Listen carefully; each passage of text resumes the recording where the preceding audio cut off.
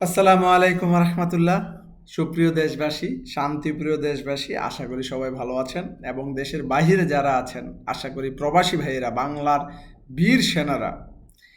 আমি আজকে শুধু প্রবাসী ভাইদেরকে নিয়ে কিছু কথা বলার জন্য এই ভিডিওটা করতেছি। আসলে আমাদের দেশের যেই চালিকা শক্তিটা, সেটার যেই মূল উৎসটা, সেটা হচ্ছে আমাদের প্রবাসী ভাইদের রেমিটেন্স। আমাদের এই আমিও একজন প্রবাসী ছিলাম। তো এই প্রবাসী ভাইদের প্রতি জানাই সেলুট। আপনাদেরকে আমরা সেলুট জানাই। আপনাদের এই ত্যাগের কারণে আমরা বহির্বিশ্বের সাথে আন্তর্জাতিক বাণিজ্যগুলো করার জন্য ডলার পেয়ে থাকি, যেটা আমাদের দেশের সার্বিক অর্থনীতিকে চাঙ্গা করে। আসলে আপনারা যদি এত ত্যাগ স্বীকার না করতেন, তাহলে আমরা হয়তো এত বৈদেশিক যেই বাণিজ্যগুলো আছে সেগুলো করতে আমরা পারতাম না করতে। তো একটা কথাই বলবো, যে প্রবাসী ভাইরা যারা আছে তাদের যেই ত্যাগ তিতিক্ষা, সেটা আসলে কখনো ভাষায় প্রকাশ করার মতো না। আমিও একজন প্রবাসী ছিলাম। আমি প্রবাসে থাকা অবস্থায় আমি বুঝেছি কতটা কষ্ট ফ্যামিলিকে ছাড়া।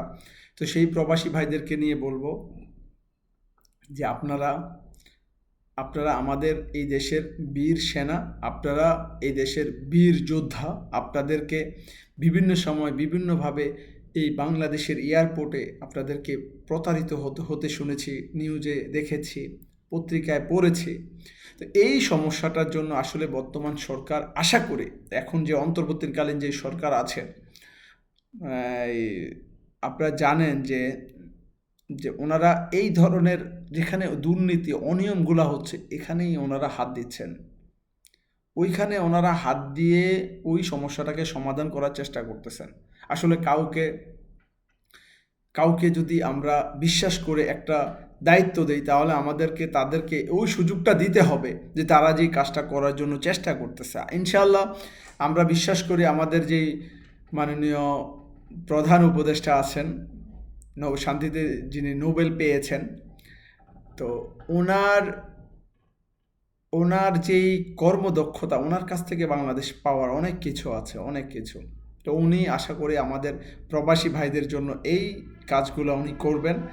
এয়ারপোর্টে যেই হয়রানি আমরা দেখেছি, এয়ারপোর্টে ট্রলি পাওয়া যাচ্ছে না। আমাদের দেশের বীর সেনারা কাঁধে করে তার ব্যাগ নিয়ে এয়ারপোর্ট পার হচ্ছে। একটা জিনিস কি জানেন, যখন 2 বছর 4 বছর বিদেশ করার পর একটা মানুষ যখন দেশে আসবে, তখন তার প্রিয়জনদেরকে জন্য এই 2-4 বছরে যেই ভালোবাসাটা জমেছিল, এই ভালোবাসা থেকে কিন্তু ওদের জন্য, কারোর জন্য ফোন, কারোর জন্য ঘড়ি, কারোর জন্য গোল্ড, কারোর জন্য বিভিন্ন ধরনের এটা সে কত কত কিছু আছে কিনে নিয়ে আসে। এই জিনিসগুলাকে যত্ন সহকারে তারা কিনে দিনের পর দিন একটা একটা দুইটা করে কিনে রেখে দেয়, যখন আসবে একসাথে একটা কার্টুন করে নিয়ে আসে। আর এয়ারপোর্টে আসার পর যখন বিশ্বাস করেন, আমিও তো প্রবাসে ছিলাম, আমি দেখেছি অন্যান্য দেশে কিন্তু এই সমস্যাটা নাই।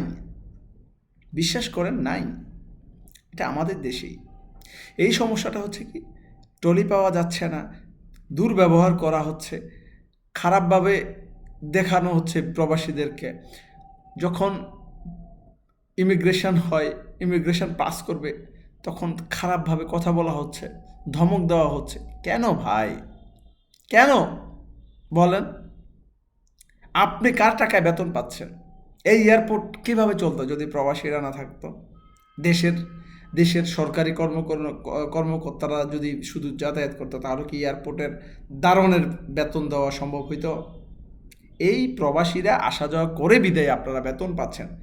আপনাদের এই ধরনের দুঃসাহস কিভাবে হয়?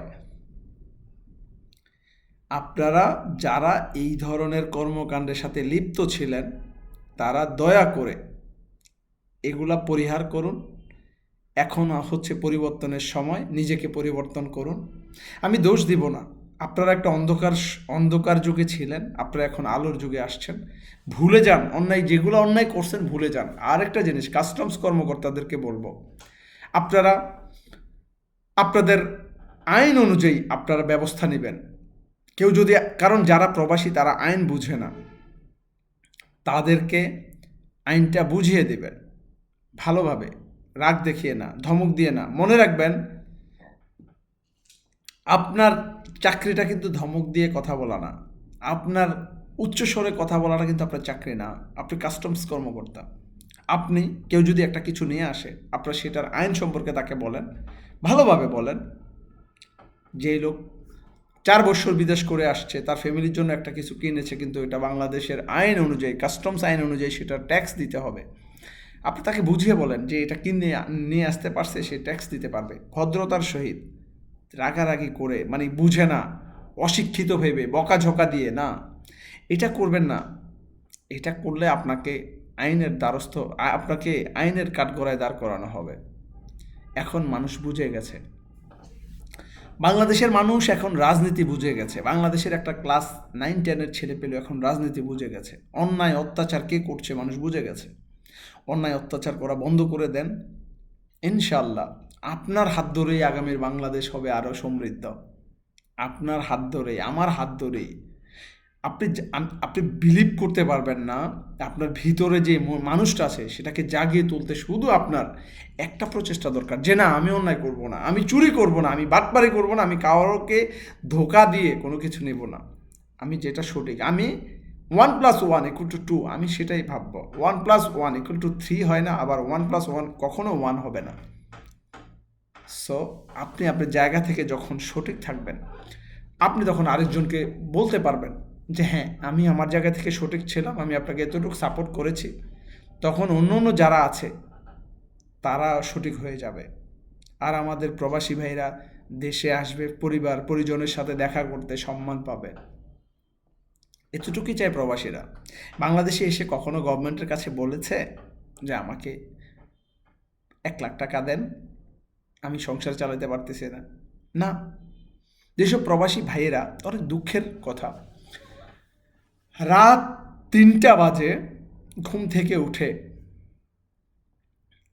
তারপরে গিয়ে নাস্তা কালেক্ট করে নান রুটির দোকানে, খবুজ দোকান, আরব বিশ্বে যেহেতু আমি ছিলাম, আরব বিশ্বের স্টোরিটাই বলি, ওইখান থেকে নাস্তা সংগ্রহ করে দুপুরের খাবার নিয়ে, ফুল হাতা গেঞ্জি পরে, ভারী গামছা নিয়ে সেই মরুভূমিতে কাজ করতে যায়। প্রচণ্ড রোদে 12টার পরে আর কাজ করা সম্ভব হয় না। সেই রাত্রে ভোরবেলায় কাজ ধরে 12টা-1টা পর্যন্ত কাজ করে চলে আসে। এত পরিশ্রম করা একটা মানুষ আপনারা যদি অসম্মান করেন, বাংলাদেশ এয়ারপোর্টে আসলে যদি খারাপ ব্যবহার করেন, বিশ্বাস করেন তার মনের ভিতরে একটাই রাগ থাকবে, আমি এত কষ্ট করলাম, এত কষ্ট করে আপনার দেশের অর্থনৈতিক চাকাকে সচল রাখলো, আর আপনি তার সাথে খারাপ ব্যবহার করলেন।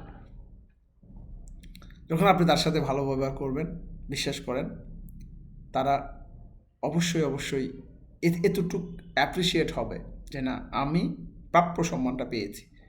কোনো বিদেশি এসে সরকারের কাছ থেকে 1 লক্ষ টাকা লোন চায় না কখনো। কোনো বিদেশি যদি কাজ করতে গিয়ে পুলিশের হাতে ইলিগ্যালভাবে কাজ করে যদি কখনো ধরা খেয়ে বাংলাদেশে চলে আসে, তারপরেও সরকারের কাছে 1 লক্ষ টাকার জন্য যায় না। দেশে এসে অন্যভাবে আবার প্রবাসে গিয়ে নিজের অবস্থানটাকে ঠিক করবে, নিজের ফ্যামিলির অবস্থান ঠিক করবে, সব কিছু পরিপাটি করবে। এটাই ওরা আশা করে। তা আমি সর্বোপরি বলবো, বাংলাদেশ বর্তমান যে অন্তর্বর্তীকালীন সরকারে যারা আছেন, উপদেষ্টা মণ্ডলী আছেন, আমি প্রত্যেকের কাছে বলবো, জানি না আমার মেসেজটা আপনাদের কাছে যাবে কিনা, আপনারা এই দৃষ্টিকোণটা একটু দেখবেন। মানুষের এই যে বাজেভাবে দৃষ্টিকোণটা দিচ্ছে, এটাকে পরিহার করে একটা সঠিক রাস্তায় নিয়ে আসতে হবে, এক। আর দ্বিতীয়ত, এই এয়ারপোর্টের এই সমস্যাটাকে সমাধান করে জাতীয় বীরদেরকে বীরের মতো সম্মান দিতে হবে। আশা করি পরবর্তী ভিডিওতে আবার আসবো। সবাই ভালো থাকবেন, সুস্থ থাকবেন। ইনশাল্লাহ নেক্সট ভিডিওতে আবার দেখা হবে। প্রবাসীদেরকে আবারও স্যালুট জানিয়ে আজকের ভিডিও এখানে শেষ করছি। আল্লাহ হাফেজ।